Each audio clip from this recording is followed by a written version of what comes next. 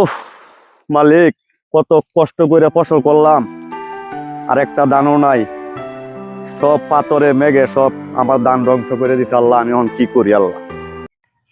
কিরে রফিক, উত্তরপাড়া আলামিনের কাছে যে টাকা পাওয়া যাবো, টাকার কি খবর?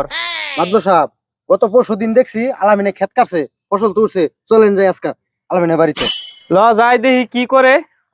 উফ আল্লাহ, সব ফসল নিয়ে গেছে গা। এখন সুদ গুড় মাতবর দিয়ে আমি কি দিমু, আর আমি নিজে কি কামু? আমি তো কি গো বাপু, ফসল তো উঠলো, টাকা পয়সার কি ব্যবস্থা করলা? মাদবর যে কি করতে তো আজকাই দিব। মাতবর সাহেব, বন্যায় তো সব ধান লয়ে গেছে গা।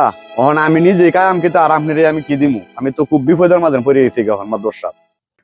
বাবু, আমি এটা তো মানতাম না। তোমার ফসল উঠলে আমার টাকা দেওয়ার কথা, এখন ফসল উঠছে আমার টাকা দিবে। এই দে, দেখ না কে রে? এই যে তোমার বাড়ির দলিল, এটা মানে তুমি সই দাও। আইসি টেহা দিবা নাহলে বাড়ি দিবা। মাতবর সাহেব, আমার বাড়ি বেটা নিয়ে না মাতবর সাহেব। আমার আর কয়টা দিন সময় দেন, আমি টাকা বউ বাচ্চা নিয়ে আপনার টাকা আমি পরিশোধ করে দিব। আহ বাপু, দিলা তো ইমোশনালটা করে। কিরে রফিক, তুই কি কস? ও মাদবর সাহেব, গরিব মানুষ, কটা দিন সময় দেন।